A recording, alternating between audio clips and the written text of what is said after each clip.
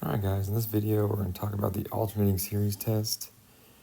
So this is our second to last type of series, and again we're just trying to see, does this series converge or does it diverge? And this one is called the alternating series.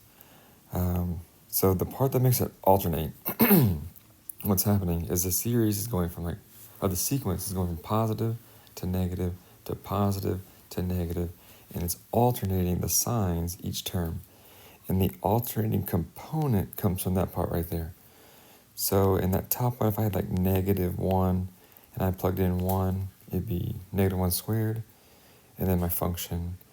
And then the next one I plug in 2, I have -1 to the third power, then -1 to the fourth power, -1 to the fifth power. And if I do -1 squared, I get 1. -1 to the third power is -1. And then -1 to the fourth power is +1. And that pattern goes on and on and on. So each term, every other term is adding or subtracting. All right, so here's the test. If you have an alternating series, it converges if two things happen, and both things have to happen. The limit of the sequence, or the terms of the sequence, have to be equal to 0, and then each term has to be non-increasing. So this is like the next term, a to the n plus 1. It has to be less than or equal to the term that was right before it. So they have to be non-increasing. Some people say it has to be decreasing, but technically, if it's as long as it's not increasing, so they could be like the same, as long as they're not going up. So decreasing or at least the same. So if those two things happen, it converges. If one of those doesn't happen, then it diverges. All right, so our first example, determine the convergence or divergence of the following series. The thing that makes it alternating is that -1 to the n plus 1 is the alternating component. And then we have this part, which might look familiar. So it's an alternating series. I'm going to see, is the limit, as n goes to infinity, of 1 over n, does that equal 0? And yes, it does. The denominator is growing without bound. The numerator is fixed at 1, so the limit's 0. And then I also check, okay, is each term, is the previous term, is it less than or equal to the term that came right before it? So this is like the next term, this is the one before it. And this one's pretty easy to see. Sometimes I have to do more work than this, but this one is obvious. Even though I mess this part up a lot. This denominator will be bigger than this one because I'm adding 1 to the number.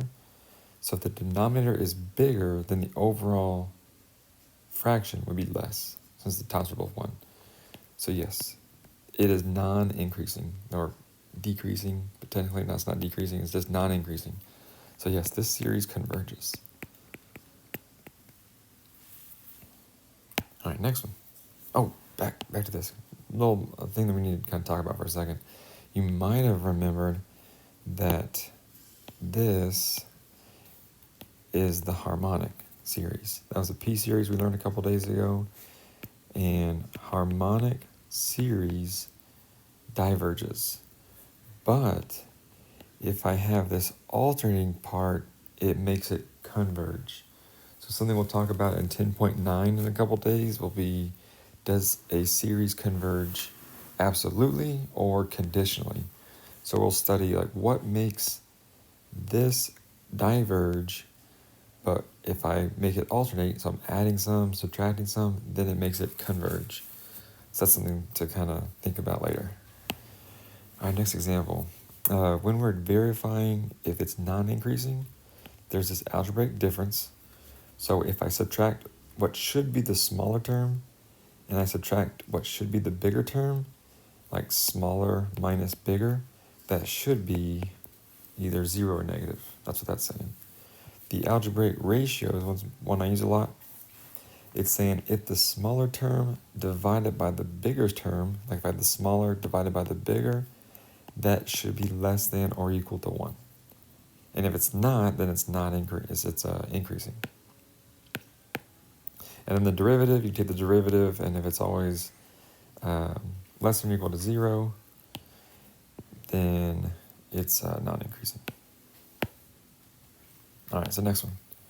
It's an alternating series because that alternating component.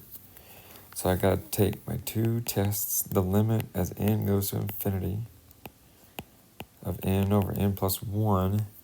Does that equal to 0? No. That equals 1. So the first criteria fails, so this thing diverges. If one of those criteria fails, then it diverges. Or both of them fail, it diverges. Oh, it diverges. That's fast. All right, next one. It says, show that the following alternating series converges. So it's telling us it converges. We have to show it. So we got to leave no doubt. We got to say that the limit is equal to 0, and then it's non-increasing. So this one's a little tricky to see. There's the alternating component. So I might rewrite it like this. That way I can more easily tell this is the a to the n. That's any part I need to look at. So is the limit of that as n goes to infinity, is that 0? And yes, it is. The denominator is growing without bound. The top staying the same. So yeah, that's 0. Okay, the other part is we have to show that it's non-increasing. And I'm going to use that ratio. That ratio is saying a sub n plus 1. If I divide what should be the smaller term by the bigger term, that needs to be less than or equal to 1 if it's non-increasing. So to do that, I'm going to look at my sequence, that 1 over 2 to the n, and I'm going to plug in n plus 1 instead of n. So it'd be 2, and then in that parentheses would be n plus 1. That looks ugly. Like that. Divided by the original, the n term.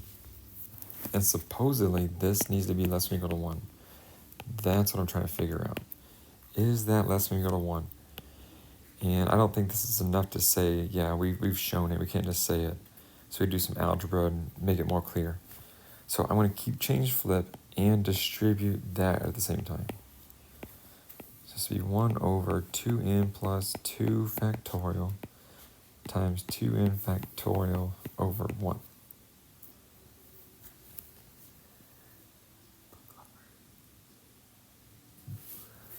All right, so is that less than or equal to 1? Is it obvious right now? Probably, but let's do a little more just to make it real clear. Let's think what factorial means. 5 factorial means 5 times the term before it, so subtract 1, times the term before it, so subtract 1, times the term before it, so subtract 1, all the way down to 1. So I'm going to rewrite this part as 1 over 2n plus 2 times 2n plus 1 times 2n factorial. And there's that pattern. Like subtract 1, subtract 1. The next one would be times 2n minus 1. And then on and on and on. Hopefully you can kind of see that. And then bring that over. Now I think it's pretty obvious that those cancel. And I'm ready to say this is equal to this. And that is pretty obviously less than or equal to 1. So we have shown criteria 2. So we have shown it converges by the alternating series test. All right. I'm going to cut the video off after this one, and then the part 2 of this video, I'll explain the answer for this one. But this one, you're trying to see which one can use the alternating series test to show that it converges. So you can use a calculator on this to kind of mess around with the numbers, especially this part. You can use a calculator, plug in some n values, maybe see what's going on there. But work this problem and then go to video 2 or part 2 to see if you got it right.